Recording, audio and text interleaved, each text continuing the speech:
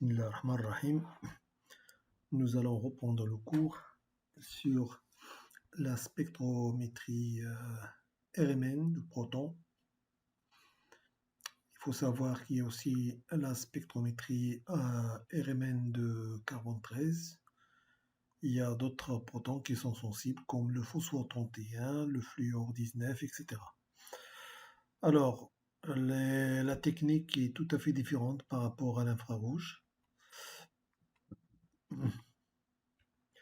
Donc, ça veut dire le détail, nous allons le découvrir au fur et à mesure que nous allons avancer. Très bien.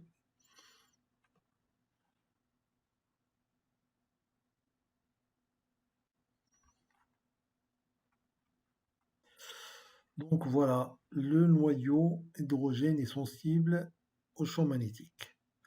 Donc le noyau a été découvert qu'il spin, ça veut dire qu'il tourne autour de lui-même. Alors on peut comparer le noyau, les noyaux en général, ou bien le noyau d'hydrogène comme une toupie qui tourne autour d'elle-même sur un axe. Et d'une manière générale, pour un ensemble de protons, c'est-à-dire lorsqu'ils tournent autour ça veut dire d'eux-mêmes, ils vont créer un champ magnétique et ils vont se comporter comme un baromagnétique. Donc certains noyaux atomiques se comportent comme des toupies. Rotation, on dit qu'ils présentent un état de spin nucléaire. Donc voilà, le proton est chargé positivement, donc sa rotation va donner la création d'un champ magnétique. Donc les protons dans ce cas-là peuvent être assimilés à des minuscules barreaux magnétiques. Alors lorsque le proton est soumis à un champ magnétique B0 extérieur, on suppose vertical, là sur le schéma j'ai indiqué H0, donc B0 et H0 c'est la même chose. Alors, ces barreaux magnétiques, ces spins, soit ils vont s'aligner à l'axe du champ magnétique B0 dans le même sens, ce qu'on appelle l'état de spin alpha, ou bien ils vont s'aligner dans le sens opposé du champ magnétique B0, ce qui va nécessiter euh, un état de spin bêta. Donc, sur ce schéma-là, on voit en bleu les spins qui sont orientés, alignés avec le champ B0. Et le reste, ça veut dire en rouge, les spins qui sont orientés dans le sens opposé sont dans un autre état excité, ce qu'on appelle l'état bêta. Alors, les deux états alpha et bêta donc, sont deux niveaux d'énergie différents. Donc, on va irradier l'échantillon, par exemple, pour faire basculer l'état alpha à l'état bêta. Donc voilà, la résonance est donc l'absorption de l'énergie d'un spin qui se trouve sur l'état alpha pour qu'il passe à l'état bêta. Donc par exemple ici, on voit très bien que voilà, on a deux états. Le champ, ça c'est pas E, c'est B0. Alors le spin est orienté dans le même sens que B0, ça veut dire c'est alpha. Et si on veut l'exciter, c'est-à-dire il faut lui apporter une énergie H nu qui va faire basculer le spin à l'état bêta. Donc sur ce schéma-là, on voit les deux spins se rendre bêta. Donc là, on était là, et là, lorsque le deuxième spin est passé à l'état B, on a deux spins bêta. Alors, bon, une caractéristique, le spin d'un noyau, lorsqu'on applique un champ magnétique extérieur B0, ce spin va tourner autour de B0. La vitesse de rotation est une constante. Cette valeur, cette constante, est égale à gamma B0. Donc oméga, c'est la vitesse de rotation, c'est la pulsation, est égale à gamma B0. Alors, en général, en valeur absolue, c'est gamma, il n'y a pas le signe moins. Donc, si on installe maintenant, si on veut faire basculer le spin alpha vers l'état bêta, il faut installer un champ magnétique B1 perpendiculaire à B0. Faire tourner ce champ magnétique B1 autour de B0 avec la même vitesse que le spin, ça veut dire gamma B0. Dans ce cas-là, il va y avoir basculement de spin alpha vers le spin bêta. Donc je répète que la vitesse avec laquelle, ou bien la pulsation avec laquelle le spin va tourner autour de B0 est égale à gamma B0. Donc ça dépend de B0. Si vous augmentez B0, ça veut dire que la vitesse de rotation va augmenter. Si vous baissez B0, cette vitesse va diminuer. Alors, l'énergie qui sépare les deux états alpha et bêta est égale à delta E est égal à h nu, sachant que nu est égal à oméga sur 2pi. Ça veut dire nu est égal à oméga 0 sur 2pi. Donc si on remplace, ça sera gamma, ça veut dire h fois gamma fois b0 sur 2pi. Ça, c'est la différence d'énergie entre les deux états. Gamma, c'est le constant gyromagnétique du proton. Sa valeur, c'est 2,67 10 à puissance 8 radians par Tesla et par seconde. Chaque noyau a un spin doit avoir une constante gyromagnétique. Par exemple, pour les isotopes du proton, ils ont des facteurs, ça veut dire constantes gyromagnétiques différentes que gamma. Par exemple, pour le deutérium, pour le tritium, ils ont des valeurs, des constantes différentes que la valeur gamma. Donc chaque isotope a une valeur différente. Donc ce sont des constantes qu'on peut chercher. Alors maintenant, regardez par exemple, donc les premiers aimants que nous avons pu constituer peuvent atteindre difficilement des valeurs de 1,4, 1,7 Tesla. Donc sachant qu'on ne peut pas augmenter les intensités du courant qui traversent les bobines parce qu'ils vont chauffer, peut-être qu'ils vont atteindre des températures de fusion du cuivre, ça veut dire que les bobines vont être détruites. Alors, il ne faut pas dépasser un certain courant, ça veut dire qu'il ne faut pas dépasser une certaine valeur du champ magnétique. Alors, la valeur qui doit correspondre à la fréquence fait tourner B1 par rapport à B0 pour un champ magnétique de 1,41. Donc normalement, gamma fois B, B0, donc c'est autour de 60, 750 MHz. Alors on va faire un calcul. Pour le proton gamma, on sait que c'est 2,67 10 à puissance 8 radians par Tesla par seconde. Alors, valeur de B0 avec lequel on va faire le calcul, c'est 2,34 8 10 à la puissance, il n'y a pas de 10, ça veut dire Tesla. 2,35 Tesla à peu près. Donc la fréquence qui correspond à cette valeur de champ magnétique est égale à 90 MHz. Il y a une autre unité de mesure de champ magnétique qui est le Gauss. 1 Tesla correspond à 10 à puissance 4 Gauss. Donc là, si vous voulez refaire le calcul pour avoir une idée sur le nombre de spires et qu'il faut avoir pour calculer un champ magnétique, regardez, pour une bobine d'un centimètre avec 100 spires de cuivre, c'est-à-dire et avec un courant électrique d'un ampère, c'est-à-dire la valeur trouvée ne dépasse pas quelques dizaines de Tesla. Ce sont des valeurs qui sont très faibles.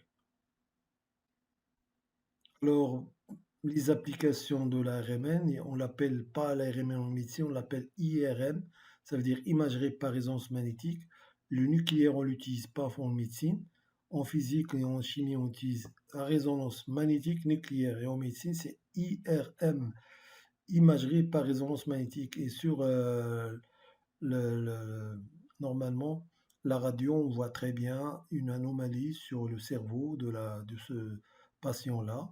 Donc voilà, on peut regarder ce qui se passe à l'intérieur grâce à l'existence de molécules d'eau partout dans le corps humain. Ça veut dire, ça c'est la résonance du proton. Alors, ce qu'on appelle IRM encéphalique, sagittale passant par la ligne médiane. Donc en 1999, une équipe américaine a créé un champ magnétique continu d'une intensité de 45 Tesla. Ça veut dire que c'est un événement. Si on atteint des valeurs. En 2006, un champ magnétique pulsé, ça veut dire pour une durée très limitée, atteint 100 Tesla, sans destruction. Alors voilà ben, l'appareil pour faire subir l'IRM. Donc là, quelques informations sur quelques noyaux. Pour le proton, c'est le spin 1,5, le phosphore 31 spin 1,5, l'azote 14, ça veut dire le spin 1, le carbone 13, le fluor 19, c'est toujours spin 1,5. La valeur de gamma, donc c'est voilà, sur 2π1 avec un rapport sur 2π. Donc voilà, donc ça, si vous voulez, par exemple, tout à l'heure, je vous ai parlé comment on calcule la fréquence pour un champ magnétique de 2,35 à peu près Tesla. Le calcul nous donne 99,9, ça veut dire à peu près 100 MHz. Quelques dates importantes pour vous dire seulement que la découverte de la RMN, euh, ça date pas de très très longtemps. Par exemple, pour le spin a été découvert par Rabi en 1938. Alors, euh, donc, la résonance nucléaire a été découverte en 1946. Pour la Riemann de carbone 13 en 1957. Et puis ainsi de suite. Voilà. Pour l'imagerie, première imagerie, c'est 1973, etc. Donc, c'est pas très, très euh, loin de nos dates-là. Donc, ça veut dire que l'évolution des sciences avance. Donc, voilà. En général, pour les atomes, quand on a le numéro atomique, alors si vous avez le numéro atomique A et Z sont des paires, des valeurs paires, ça veut dire que le spin est égal à zéro. Maintenant, si vous avez le numéro atomique A est pair, Z impair, ça veut dire que c'est un entier. Mais c'est A impair, quelle que soit la valeur de Z, ça veut dire que le spin est demi-entier. On l'a vu tout à l'heure pour les différentes. Voilà. Là, vous avez 1, 31, 13 et 19. L'ensemble, ils ont un spin 1,5. Là, pour l'azote, c'est 14 et 1. D'accord. Alors, voilà. Donc, en général, on peut voir le spectre Rn du proton et du carbone 13. Alors, pour compléter un peu, quand on a besoin de certains atomes, on peut normalement chercher le spectre RMN de ces atomes. Moi, par exemple, pendant ma thèse, j'ai travaillé sur le phosphore 31. J'ai eu des spectres RMN du phosphore 31. Alors, pour le carbone 12, l'oxygène 16 et le soufre 32, c'est-à-dire il n'y a pas de spin. Pourquoi? Il n'y a pas de spin parce que normalement, le numéro atomique est pair et le nombre de protons est pair aussi. Donc voilà. Alors, euh, pour provoquer une transition vers l'état excité, j'ai dit qu'il faut installer un champ magnétique B1 ou P, perpendiculaire à B0, et le faire tourner avec la vitesse, la même vitesse que le spin, c'est gamma B0 sur 2pi. Et en ce moment, on va avoir la résonance. Voilà. Normalement, le champ magnétique perpendiculaire B, il est d'intensité réduite, très petite valeur. Donc voilà, je vais passer directement à l'appareillage. Maintenant, le champ magnétique B0, il est horizontal. On a l'habitude de le voir vertical, là c'est horizontal. Dans ce cas-là, B, ça sera perpendiculaire à B0. Dans ce cas-là, elle est verticale. Et puis, c'est la bobine en bleu. Pour B0, ce sont les deux bobines, les deux gros blocs ici en vert, deux blocs de bobines, pour avoir ici le champ magnétique constant entre les deux. Et puis, vous avez une petite bobine rouge, ça c'est comme détecteur, qui va détecter le changement à l'intérieur de tube, c'est-à-dire l'échantillon sera implanté à l'intérieur de tube. Et puis après, on va avoir un amplificateur pour amplifier le signal. Et après l'informatique, le tracé du spectre. Alors pour la bobine B, ça veut dire avoir un champ magnétique qui va tourner autour de B0 avec la même vitesse que le spin. C'est pas possible. Qu'est-ce qu'on fait alors? On fait, ça veut dire un signal électromagnétique radiofréquence qui va donner l'impression d'avoir un champ magnétique qui tourne. Et c'est pas normalement un dispositif qu'on va faire tourner, mais c'est le signe électromagnétique qu'on va introduire dans l'appareil radiofréquence qui va donner ces vitesses-là. Alors voilà un appareil réel. Donc on voit très bien que vous avez des orifices sur les extrémités pour introduire l'azote liquide. Et au milieu, vous avez deux orifices aussi pour introduire l'hélium liquide. Alors l'hélium liquide, normalement, à une température de 4 degrés Kelvin, alors que l'azote c'est 77 Kelvin. Et pourquoi, la question que je peux poser aux étudiants, pourquoi on plonge la bobine dans l'azote liquide et l'hélium liquide? Alors, il faut imaginer qu'à l'extérieur, il y a une température par exemple 25 degrés, plus 273. euh, donc c'est à peu près 298 à peu près Kelvin. Donc normalement, on a des bobines supraconducteurs qui peuvent supporter des courants importants pour avoir des champs magnétiques importants. Dans ce cas-là, pour pouvoir créer des champs élevés, il faut avoir des bobines en supraconducteur. Et la notion physique de la supraconductivité ne peut fonctionner qu'à des températures très très basses. Et ces températures, par exemple, c'est comme l'hélium liquide.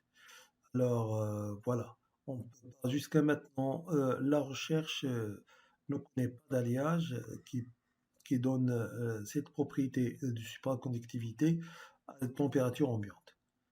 Si on le trouve, ça sera certainement une grande révolution technologique d'application. Alors voilà un appareil qu'on voit, c'est Broker 300. Donc c'est un petit spectromètre. Voilà l'échantillon, on l'introduit à l'intérieur par l'orifice central ici. D'accord. Euh, voilà une chercheuse qui est en train de travailler sur son PC. Donc euh, ça c'est indiqué comme RMN 200 MHz, ça veut dire la fréquence avec laquelle on travaille. Donc là, ça veut dire qu'on fixe la fréquence de rotation de B1 par rapport à B0. Et ce qu'on varie ici, c'est le champ magnétique B0 pour chercher la résonance. Donc normalement, c'est pas le B0 qu'on fixe, mais c'est la fréquence de rotation de B1 par rapport au B0 qu'on fixe. Donc avec un passeur automatique, ça veut dire qu'il y a un enchaînement d'introduction d'échantillons à l'intérieur de l'appareil de manière automatique. Alors, voilà, une chose très importante. Il faut se mettre d'accord que euh, l'atome d'hydrogène, sa position dans la molécule, ça peut être lié à un carbone, comme ça peut être lié à un oxygène ou bien un CO2 liaison. En chimie organique, on peut s'attendre à tout, ou bien un azote, etc. Et vous savez que ces éléments sont électronégatifs. Si ça veut dire l'hydrogène est directement lié à un oxygène, ça veut dire que la densité électronique autour du noyau sera faible.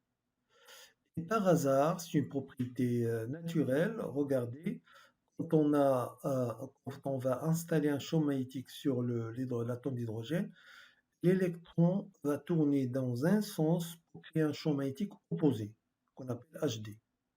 Il est proportionnel à B0. Ça veut dire que HD est égal à sigma fois B0. Alors, si vous augmentez B0, ça veut dire que HD va augmenter. Ça veut dire sigma va augmenter. C'est sigma fois B0. Donc, c'est proportionnel. Alors, je reviens sur ce que je viens de dire.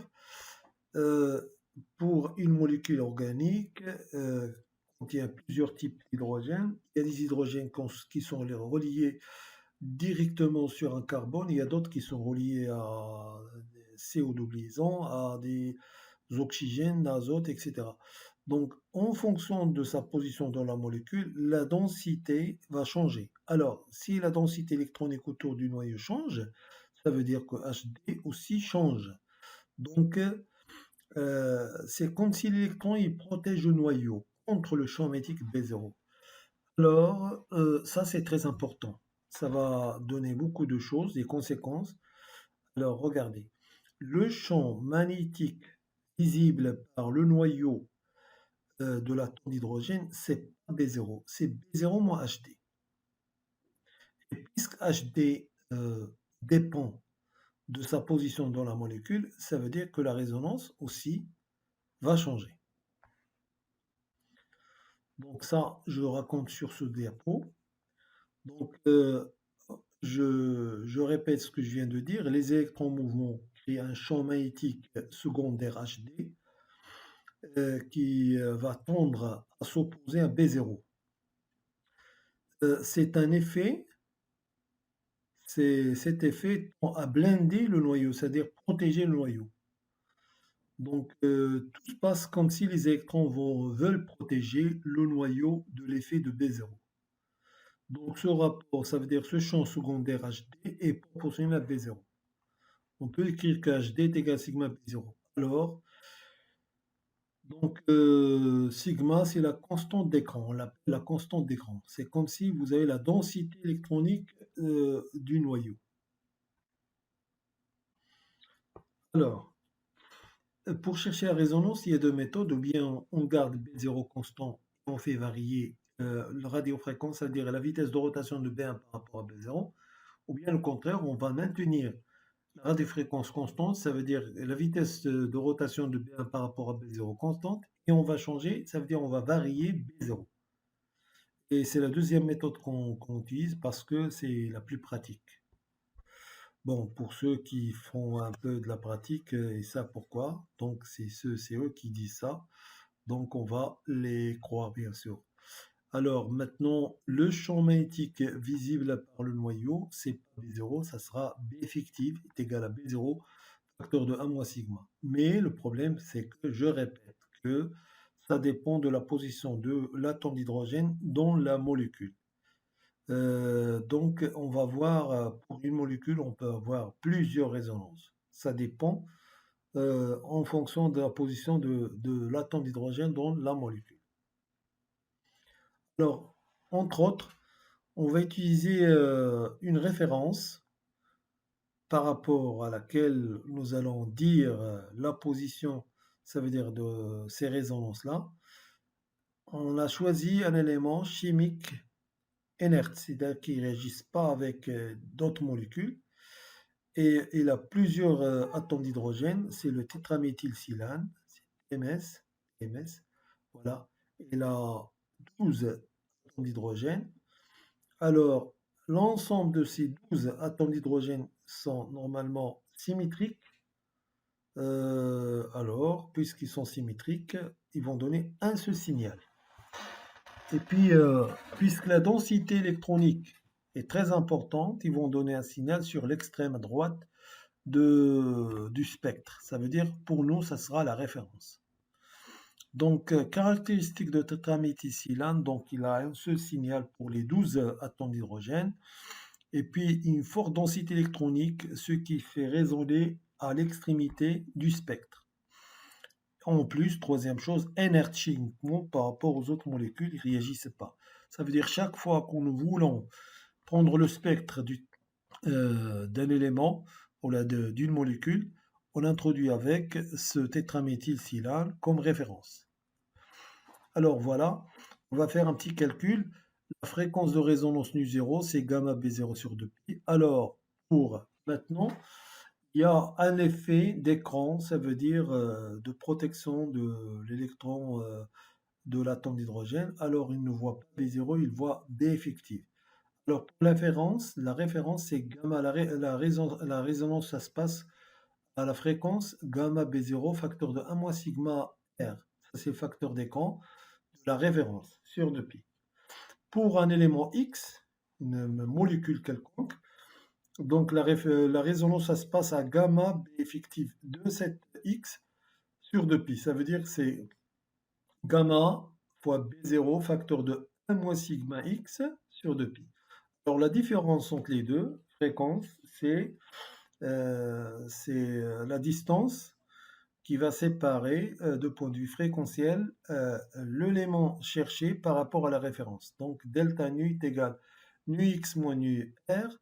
Donc si on fait le calcul, on trouve que c'est égal à gamma b0 facteur de sigma r moins sigma x sur 2π. Alors regardez, le problème c'est que ce delta nu, pour un élément x, même si on utilise la même référence par rapport à d'autres laboratoires, peut-être qu'ils vont pas trouver la même chose. Pourquoi? À cause de B0. Mais moi, je vais travailler par exemple avec 1,4 Tesla, l'autre va travailler avec 2,3. Donc il faut chercher une valeur de B0 adéquate et on peut se tromper sur la valeur exacte, etc. Donc, d'une manière ou d'une autre, pour simplifier le problème, il faut éliminer B0. Alors, il faut une méthode de mesure qui ne contient pas B0. Alors, pour cela, regardez, on va diviser, on va quelques delta, ça c'est le déplacement chimique, ça c'est, voilà, ça c'est l'unité que nous allons utiliser pour les spectres RMN. Alors, euh, on va delta nu, la différence de fréquence qui est fonction de B0, on va le diviser par nu0. Donc la valeur de delta nu dépend de B0. Donc de l'appareil utilisé. Alors, il est préférable d'introduire une grandeur qui soit indépendante de la valeur de B0. Ce qu'on appelle le déplacement chimique. Alors, ça sera, voilà, on va nu0, donc nous avons la valeur de nu0, voilà nu0 c'est gamma B0 sur 2π. Et la différence de fréquence c'est gamma B0 sur 2π multiplié par sigma R moins sigma X. Alors si je divise delta nu sur nu0, on va simplifier gamma B0 sur 2π de deux côtés. Il va rester seulement sigma R moins sigma X. Puisque la différence est très très petite, il faut multiplier par 10 à la puissance 6, ça veut dire partie per million. Alors voilà, delta sur déplacement chimique, c'est delta nu sur nu0 multiplié par 10 à la puissance 6. Donc ce qui donne normalement sigma R moins sigma X fois 10 à la puissance 6. Donc ça, le spectre RMN, son unité de mesure, c'est partie par million, c'est ppm. Donc voilà, j'ajoute que les spectres RMN peuvent aller de 0 à 12 ppm maximum. Alors voilà certaines molécules qui ont des hydrogènes équivalents qui donnent un seul signal. Par exemple, voilà, tétraméthylsilane, vous avez 12 hydrogènes qui donnent le même signal. C'est pour nous la référence, c'est 0. Alors, il y a d'autres molécules, voilà, toutes les molécules que vous êtes en train de voir là, ils ont des hydrogènes qui sont équivalents. Ce qui fait, ça veut dire qu'ils ont un seul signal. Voilà, pour par exemple l'aldéhyde, l'hydrogène relié directement sur le carbone, le carbonyle, ça veut dire CO2 liaison, donne un signal à 9,05, très très fort. Alors, plus delta est grande, ça veut dire que sa densité électronique est petite. Plus la densité électronique est forte, ça veut dire que le signal sera proche de 0. D'accord?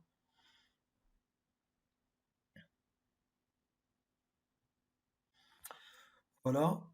Ça veut dire sur l'ensemble des molécules, il ne donne pas seulement un seul signal, il peut y avoir plusieurs signaux.